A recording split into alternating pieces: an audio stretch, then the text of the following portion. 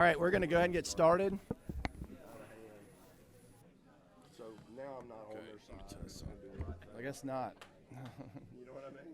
I'm never going to do anything opposite because somebody was nasty. I may ask you to pray. Maybe that'll get everybody quiet. Yeah. Hey, we're going to get started. We are under a bit of a time constraint today. We have the room. I thought we had it for 2 hours. We have it for 1, so we will work within what we have. The first speaker today is Jeffrey Stepikoff. Are you here? He's not the first then. Demetrius, are you here? He is. Okay, go.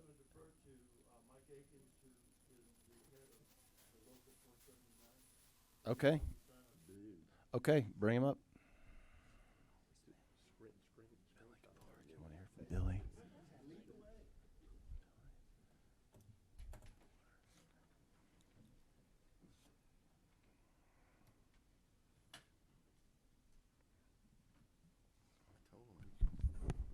Thank you. Thank you, Mr. Chairman, for allowing me to speak for a moment, and appreciate it. I'd like to kind of bring you up as to who I am and what I do. I got started in the film industry 30 years ago, about 1987, and started working motion pictures then, and then in 97 became the business agent for the labor union, the IETSE, which is the International Alliance of Theatrical and Stage Employees, Local 479. Now, the Local 479 is just one part of the IETSE, but it is the largest crew provider to the motion picture television industry. So about 50–60% of the people working on a crew are 479 members or under our covered crafts. Back about 2000, the industry took a huge dive. There was very few work being done, and we opened up the opportunity to attract more work through the incentives programs. During that time, several states started to do the incentive program to try to attract the industry also. What I noticed at that time was a lack of cooperation or partnership, and that's the one thing that Georgia got right. They partnered with the government, the industry, and labor, and created an incentive that's second to none. And I listened yesterday to several people speaking, and about the audits, about information and things like that. And I wanted to give you some factual information today that I've got, that it's there, and I think it's pretty outstanding.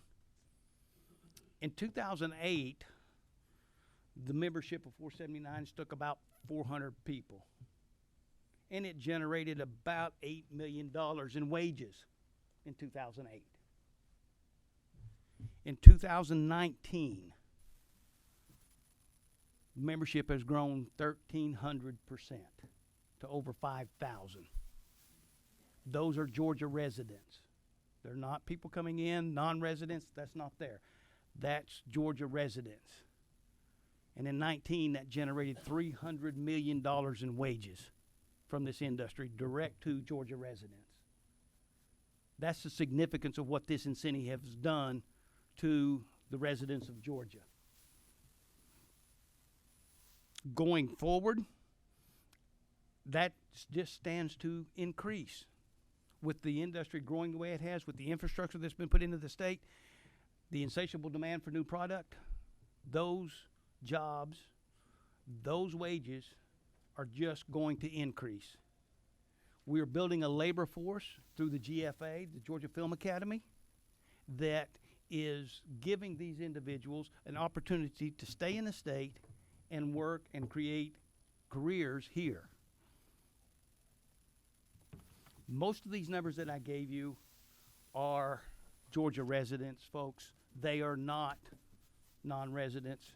That money is staying here. Those wages are staying here. It's being generated here in the state. In closing, I'd like to just say again, Georgia got it right. It's working as a partnership, and Mr. Chairman, I open for questions. Thank you. Can you give us those numbers one more time, what your membership was and what it is as of 2019? 400 in 2008, and over 5,287 to be exact in 2019. And that's how much what is the percentage of increase? 1,300%. Yeah, thank you. Okay. Representative Fry. Thank you, Mr. Chair. So how much income did you say those 5,287 folks generated? 300 million. Okay. And all that's pretty much documented Yes.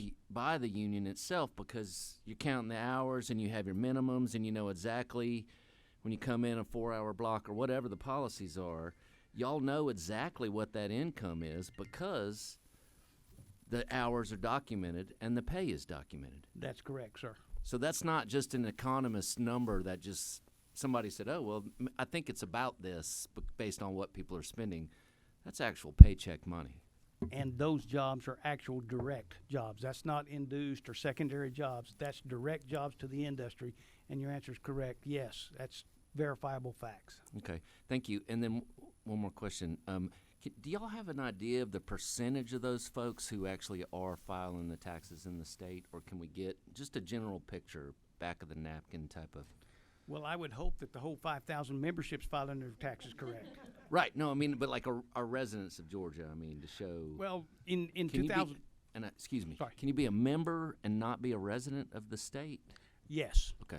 you can be a member of it, but in order to join, you would have to be a resident to join. Now, you may join and then move out of state, Okay, I but see. we haven't seen that in 10 years. So you wouldn't be participating in this unless you were actually filing taxes and living in Georgia. Yes, sir. So all those numbers are documented to stay in Georgia, is what Yes, I'm trying they to get are. at. Okay. Thank you, Mr. Chair.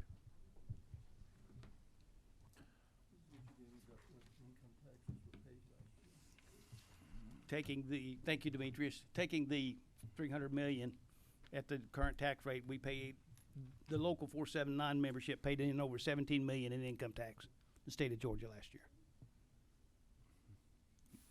Thank you very much. Yes, sir. I don't see any other questions. That was very enlightening. Thank you. Next is Richard Baxter here. Sorry to try to get a lineup here. Steve, got you next. Okay. Thank you, Mr. Chairman and members of the committee. I'm Richard Baxter. I am the Associate Vice President for Economic Development for Columbus State University. My primary role is working with placing interns from our degree granting program at Columbus State that's affiliated with the Georgia Film Academy. Columbus State was the third university in the state to adopt the GFA program, which is union certified. We now have more than 80 graduates of that program. We have about 180 people enrolled in the program. The interesting thing about that is that 41% of those that have enrolled in the program are minorities, 45% are women, and 48% are non-traditional students. When we started that program, it was right after the recession, and it was interesting that most of the people that came to be in the program and get the certificate were people who had been displaced from their jobs by the recession. And these were people that had families and needed to get in the workforce quickly. The GFA program and the union certification of it allowed these people within 1 year to complete their degree and go to work in the film industry. However, like you don't want those people moving out of state.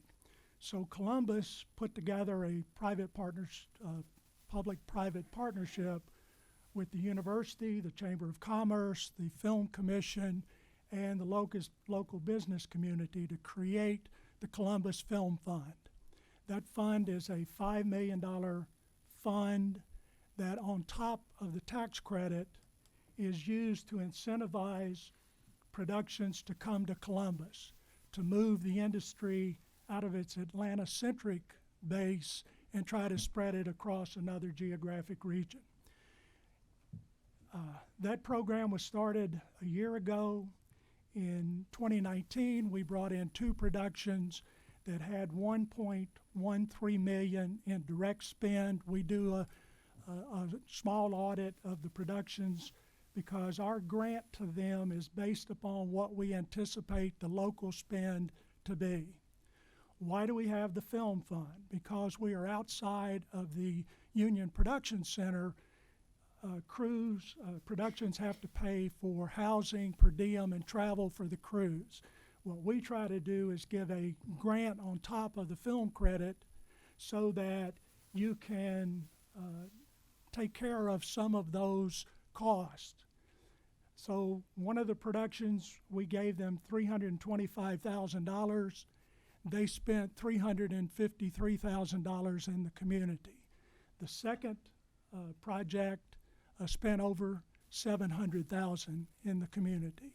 So what we're doing right now is building the infrastructure. We have a sound stage, the Flat Rock Studio that W.C. Bradley Company, one of our private partners, has put together. The university is trying to create a workforce of between 250 and 300 local workers in Columbus to work in the film industry, to have continuous production, 10 films over the next 3 years, incentivized with our project.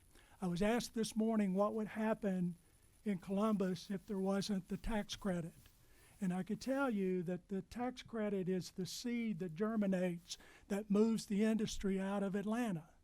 Without it, the small producers that we're looking at, that $3 million to $10 million film, they use that tax credit as a means to leverage investment in their production.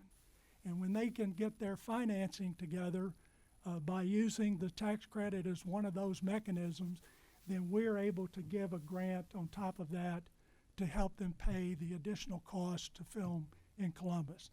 I stand ready for any questions.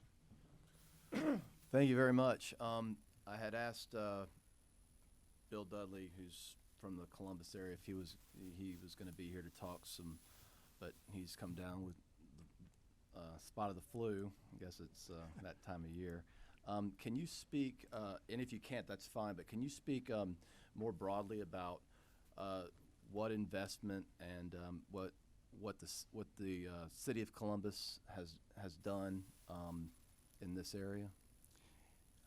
We work with the Development Authority in Columbus and what's called the Columbus Economic Development Corporation. It's a 501c3 entity, and they are actually the fiscal agent of the Film Fund. So the city, through the Development Authority, gave the Film Fund $500,000 as part of the money for the grant program. Then the rest of that money is private money that contributors have invested in the program. So about $4.5 million is private donor invested. The business community in Columbus did not want to put together a private equity fund. They preferred to do a film fund where they would not get any return. We take an equity position in the film so that we try to make this a perpetual fund, whereas each film gives money back to the film fund, then we can fund different productions. Yeah, he was explaining it to me, and it's it sounded to me, it was painting a picture that Columbus is all in, and they're putting their money where their mouth is on this, and that they are committed, like they're making the personal investment in this industry as well. Our Fortune 500 companies have contributed to the fund as well as individual investors. Mm-hmm. Yeah. Well, thank you for that. I don't see any questions. Stick around, though. We might have some for you later. Okay, Steve, and then after that, Billy. Got you.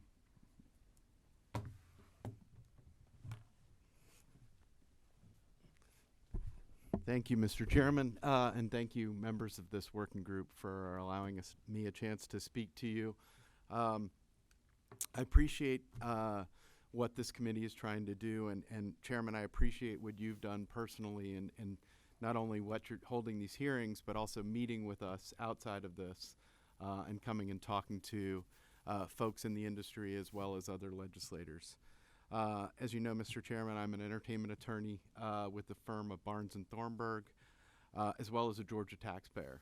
I'm very proud of the work that we've done in this industry. We are now no longer a regional player in the entertainment industry as a whole. We are a worldwide player. Our competition is not just California and New York. Our competition is London, other islands in the Caribbean, and other places.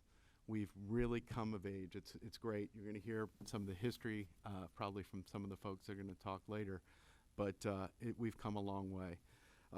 As you know, I was here yesterday with the DOR, and we were crunched for time then too, and I wanted to touch on some stuff that Chester Chester Cook, who spoke yesterday on their behalf, did not have the chance to get into. We're doing a little better on time today, so you can hit those points. Good. Well, it's, I figured out as a lawyer and a lobbyist, when all you have to say is your name and get a thank you from the chairman, you've done your job. When Commissioner Curry was appointed to Department of Revenue, way before we heard any sort of negative audits or any of that sort of stuff, he had decided that he wanted to continue the great progress that Department of Revenue had done to improve the system and improve the integrity of the film tax credit program and all entertainment tax credits. And so as one of his first moves, he appointed the Film Tax Credit Advisory Board. That had not ever been done before. And it's made up of accountants, lawyers, industry representatives, and folks from the DOR. This is a working group. It is not a name-only type of group. They work, the idea behind it is to improve and create integrity in the system through best practices, and that's why the industry participants are there, who are working on a worldwide basis, who can say what the best practices have been learned in other states and countries.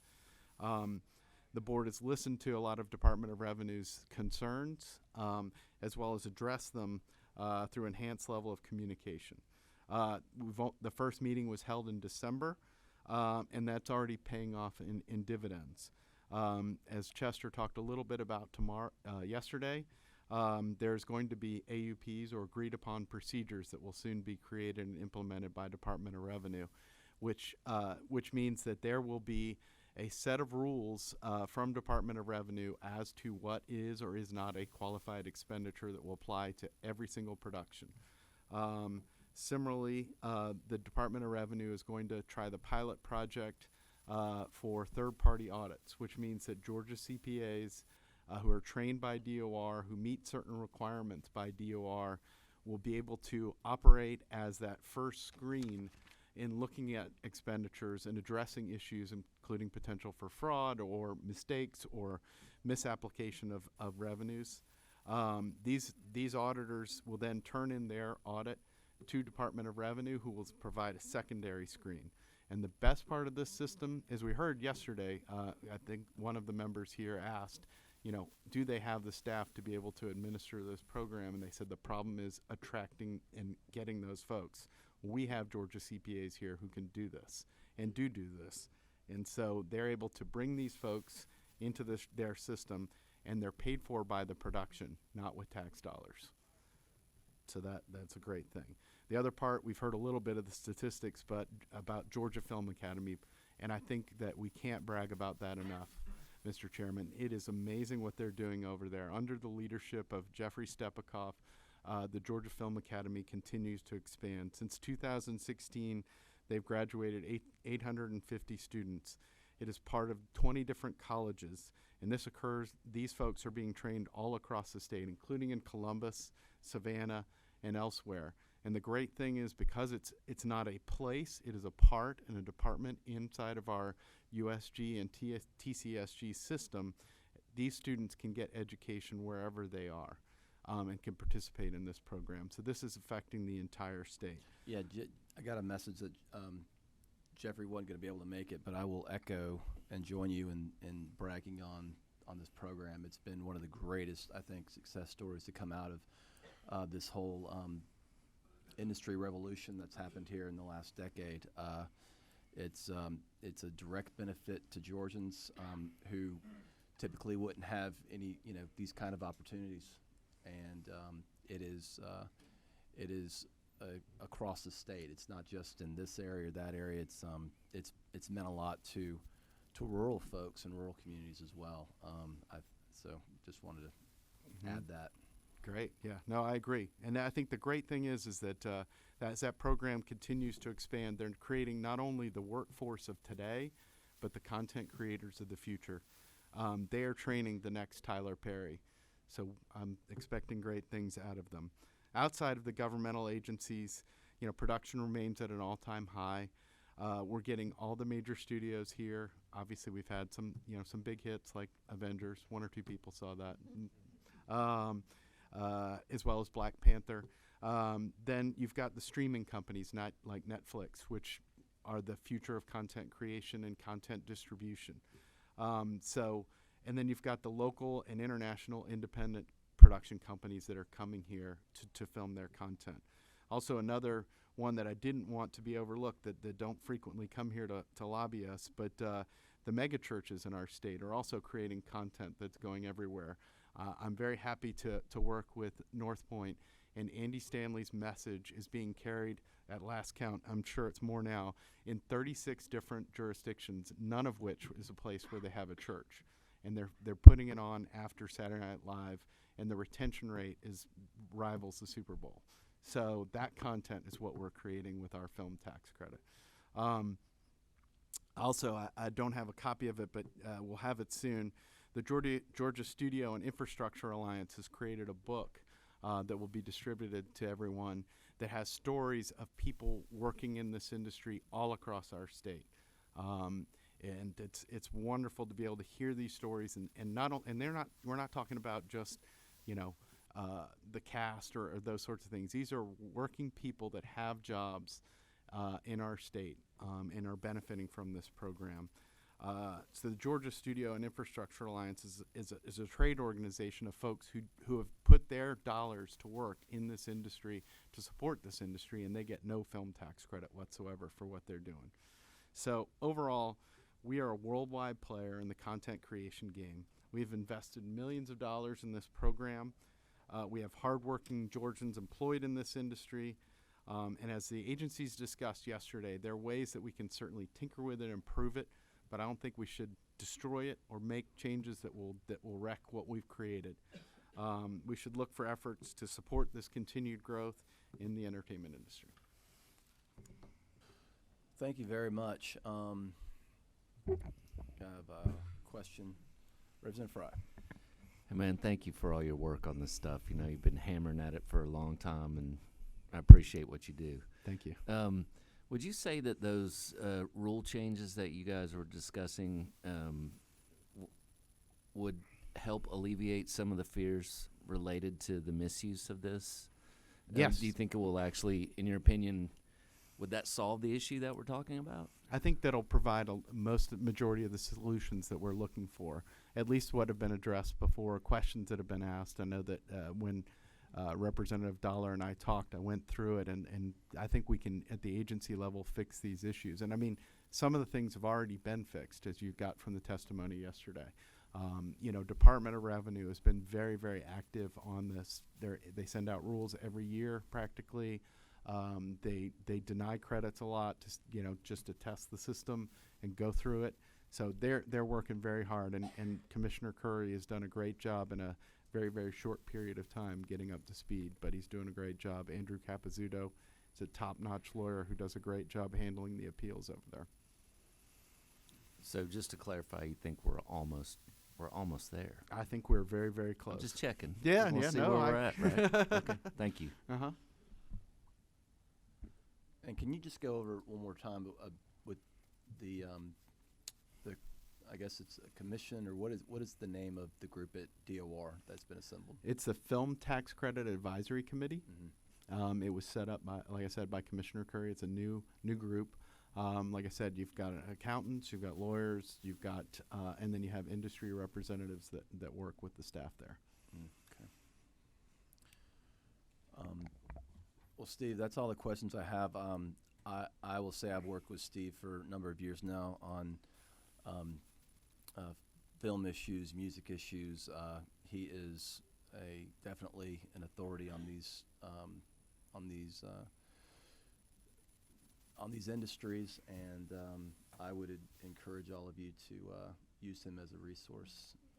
So thank you, Steve. Thank you. Of Billy Gabor, and after Billy, Lewis, and I don't know if you want to come up, Lewis. Okay, I didn't know if you want to come up individually, if you want to come up with Shay and Peter, but I'll leave that to you. Okay, all right, okay. First, I want to thank the Georgia legislature for supporting the industry with the tax credit, and thank you guys here for exploring how we can make this better for everyone, and also for the Georgia Department of Economic Development for their sort of vision and support that they've shown me personally as we sort of endeavor to do these things around the entertainment business. A little bit about me. I graduated in 1995 from Georgia State with a degree in film and television.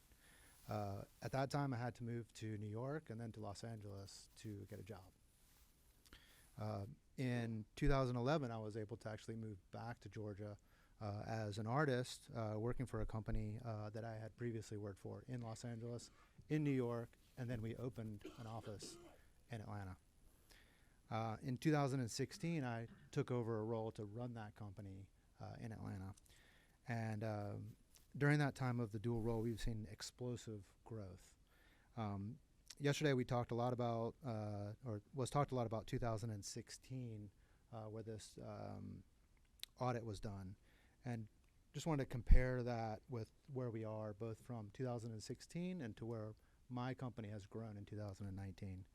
So in 2016, we had 37 employees that were Georgia residents and Georgia taxpayers. In 2019, we have 71 employees.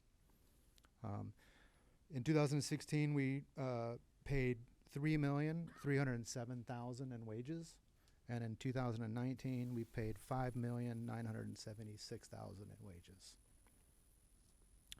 Our facilities costs for 2016 were $632,000, and in 2019 they are $768,000. It's a business where we see a lot of clients, the various celebrities and other people's working on the films, and so we have to take care of them. In 2016, just in our neighborhood, we spent $127,000 in just incidental costs and dining and such in the neighborhood. And in 2019, we spent $270,000 in our neighborhood. Those are huge growths. And just to be clear, we're pretty much, I would say, 95% indirectly benefiting from the tax incentive. Our clients are the ones that are benefiting from the tax incentive. We have dipped our toes a little bit into the post-production incentive, but at the moment it's a small piece of what we're doing. Essentially, we are indirect beneficiaries. So, in effect, we are, I guess, the multiplier. And these are real jobs from 37 people to 71 and continue to grow. And, almost $6 million in wages. Billy, can you tell us what your company does? Sure. So we do post-production and visual effects. We are a division of a global company here in Georgia. We're about 7,000 employees on a global basis. And like I said, 71 of them are here now. One thing I would like to sort of point out is that currently in the United States, really, there is no home for visual effects. Currently, Canada is pretty much the central place for visual effects, both in Vancouver and in Montreal. And we're talking about studios that have on the small side, 200 to 300 artists working there, and in some cases as many as 5 to 800 people working. These are very, very large enterprises to undertake, and it is something that is very, very attractive. We are on a regular basis having conversations with the likes of Netflix and other studios, and they are struggling to find capacity around the globe, and they want us to build more. And my organization feels very bullish about Georgia being a home for visual effects in the United States. And Canada's also, it's a large center for the animation, you know, like Korea and Canada, as I understand. Yeah, so I mean, I think it's something that is I think important to sort of talk about, and this may not be the right forum and to do it, is that what encompasses visual effects is animation. Sure. It is cleaning up photography that exists, but it's also creating things completely in computers as well. So it is also crosses over into video games, and in many cases, a lot of the technologies that have been the backbone of video games for the last several years are now fueling the future of what visual effects looks like.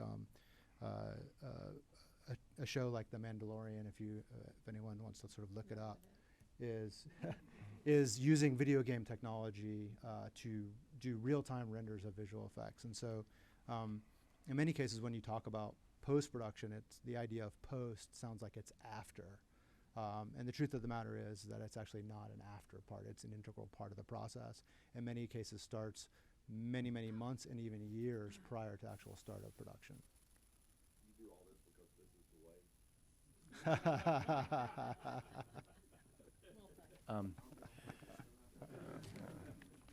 I think you have to watch Mandalorian. And to get that, yeah. And I know that you weren't here in 08. You came in 2011, yes. But do you know how many people were at your company in 08? Well, I will tell you that funny enough, I built a house in Decatur in 2007, shortly after my first daughter was born, thinking that we were going to move here from New York. And at the time, in having conversations, thinking that I could convince the company to open an office at that time, was told in 2007 that it was not strategic for the company to do so. Mm-hmm. So that's, I think, a pretty clear sign of that in 2007, this was not something that was happening. In the period between 2008 and 2011, the company started sending teams from out of town to support productions that were happening in Georgia, and that's what precipitated the push to then have me move down here. And you may have numbers on this, you may not, but can you give us an idea of where your employees are coming from? Are they, are they homegrown Georgia Tech Combination. SCAD kids? Yeah, so across our big enterprise, we have kids that come from SCAD. I would say that locally, one of the best places we've recruited from is from University of Georgia, mm-hmm. in fact. And then we've developed a nice relationship with the Georgia Film Academy as well, and we, on a regular basis, have a rotation of interns coming from the Georgia Film Academy and have actually turned some of those interns into staff. Okay. One of the biggest successes that we've had actually is sort of going out to the people in the industry who are native Georgians or Southerners in general who have, like me, been forced to work and live in New York and Los Angeles, and give them the opportunity to return back to the South, back to Georgia. And we have a number of cases of that. But across my group of employees, we have people from Thomasville, from Moultrie, from all around. Mm-hmm. Okay, Representative Chokas. Thank you, Mr. Chairman. Just kind of out of curiosity, Sure. Do you contract at all with Disney, or do they do their stuff themselves? So Disney is one of our clients, yes. Okay. Cool, thank you. Okay. This is the way. This is the way. I guess I need to watch this show now. Yeah, it's in your wheelhouse. Yeah. Just right, we gotta We have a pool, a pond is just right for you.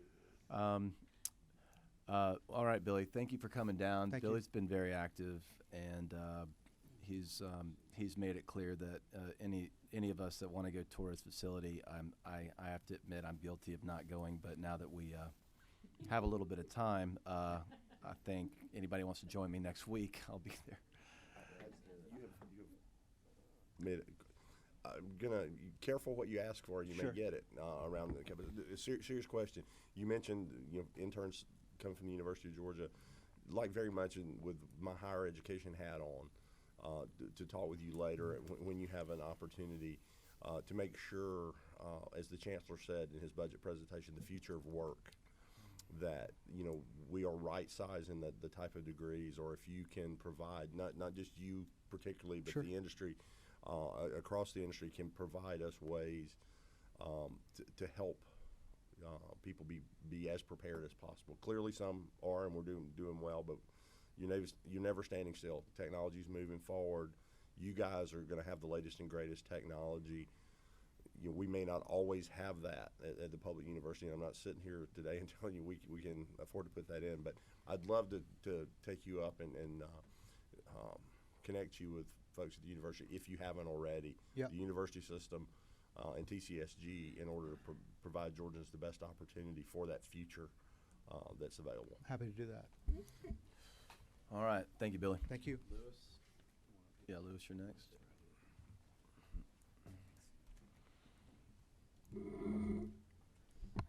Chairman Dollar, members of the committee, thank you very much. My name is Lewis Massey, and we have the honor of working with a great group called the Georgia Production Partnership, which is made up of people all over Georgia involved in the film and television industry. I have with me today Peter Stathopoulos, who is, I want to make sure I got that name exactly right.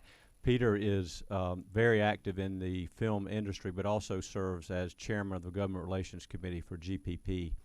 And he's going to talk to you a little bit. I did want to recognize a couple of people that are here from GPP around the state.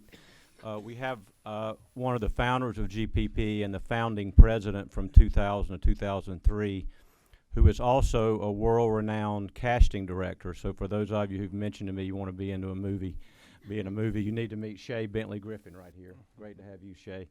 Trish Taylor, our current president, is here. LaRonda Sutton is here as well, and Randall Franks from up in Northwest Georgia, who's a close friend of Senator Mullis's, but please don't hold that against him. So we're here to, I guess, do a couple things. One, thank you for your continued support of the tax credit program and all the jobs and economic development this created. Peter's going to talk a little bit about his role in the industry and also a couple of thoughts about as you guys try to assess what to do next relative to the audience, to the audit. So I'll turn it over to Peter.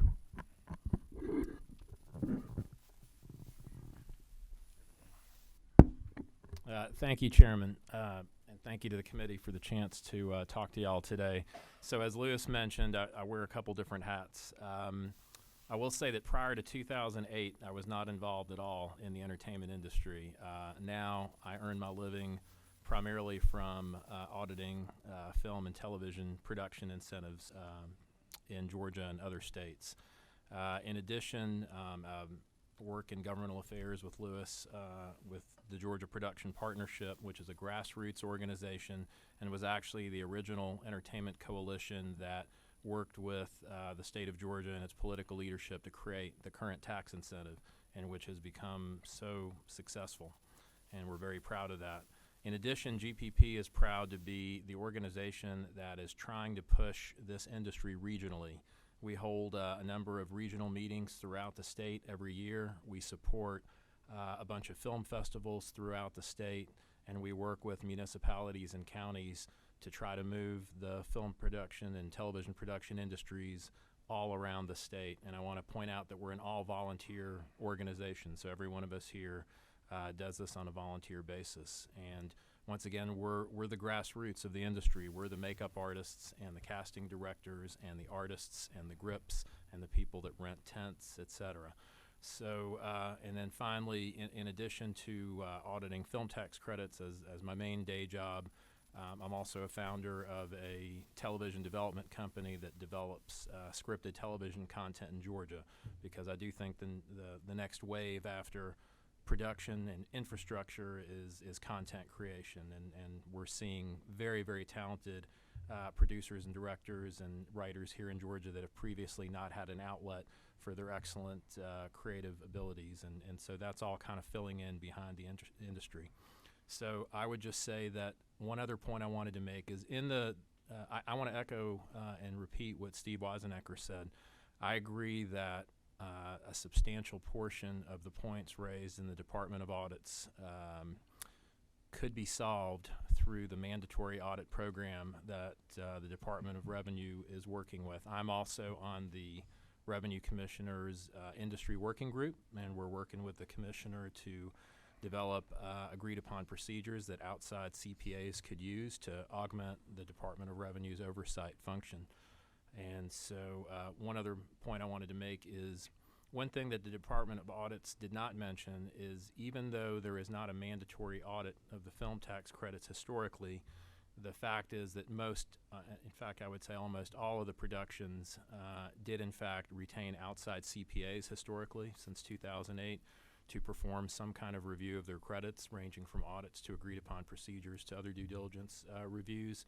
And so there was somebody looking at each of these productions under AICPA professional standards, but I do think and agree that a mandatory audit program with the flexibility of allowing outside CPAs is the best approach and would solve most of the points raised in the department's audit program.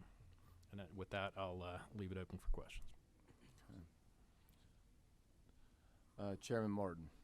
Brief question. When you say a mandatory audit program, would this be something, and I know it's different because you're talking about tax credits versus total income, but would this be something like a rotating effort when a large corporation goes in a cap program with the federal government on their income taxes? I'm not familiar with that program, but it's just like it's an ongoing audit. It's like when you file your return, we immediately come in and or as you do it, kind of go down through it. It's not an adversarial.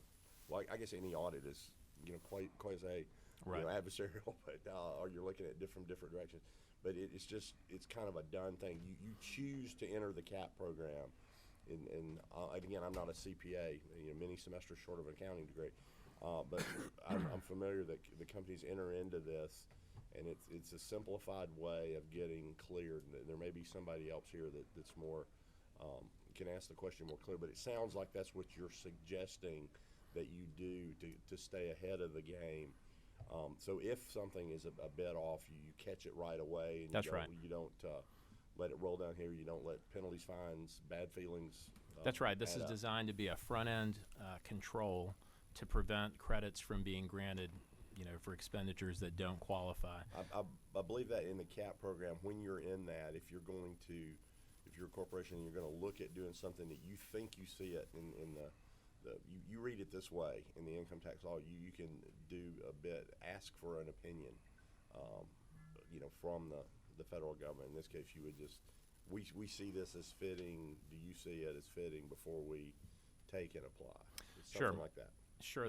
I think it is. There are a lot of similarities to what you mentioned. So what would happen here is the Department of Revenue would work with outside CPAs as part of this industry advisory committee. They would come up with a list of procedures that would be used to verify qualified production expenditures. And because you're reviewing hundreds of thousands of transactions, you would be using some kind of sampling methodology. So whether it's statistical or non-statistical, we'd be picking samples from very large transactional ledgers.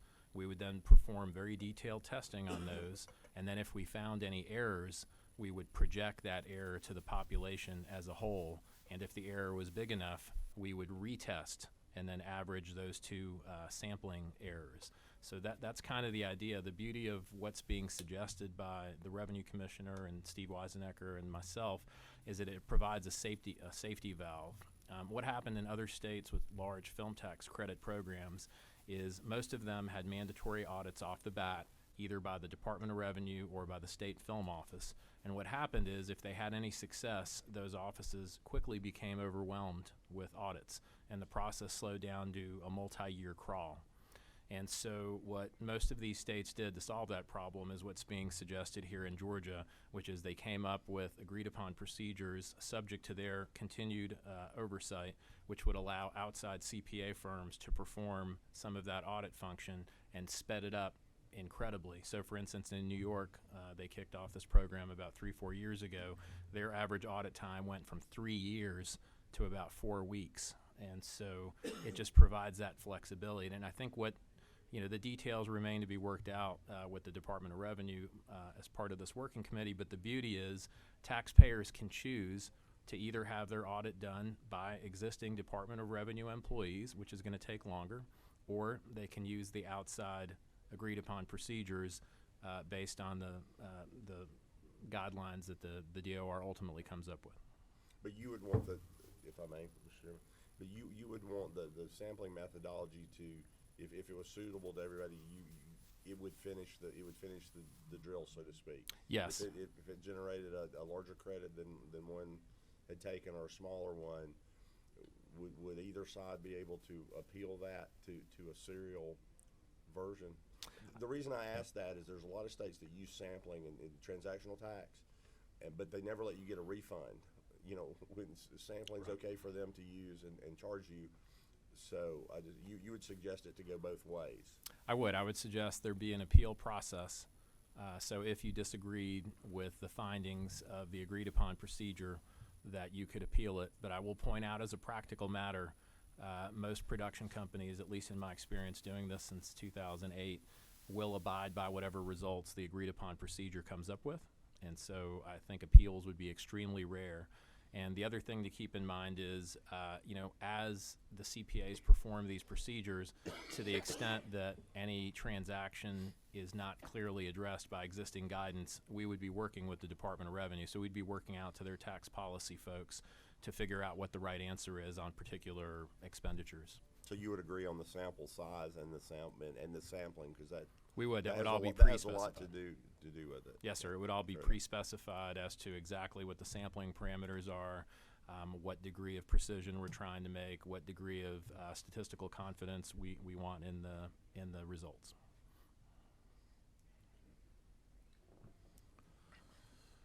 I don't see any other questions for you guys. Thank you. Thank you for being here. Yeah. Is there anyone else? We had a sign-up machine. Is there anyone else here who wanted to come and say a few words? Okay. Jay, did you have anything? Okay. All right. Well, thank y'all for being here. This is helpful as we figure out what we need to do. And this is, I guess, the last meeting for a couple of weeks at least. I imagine we will be meeting again shortly when we come back in about 2 weeks.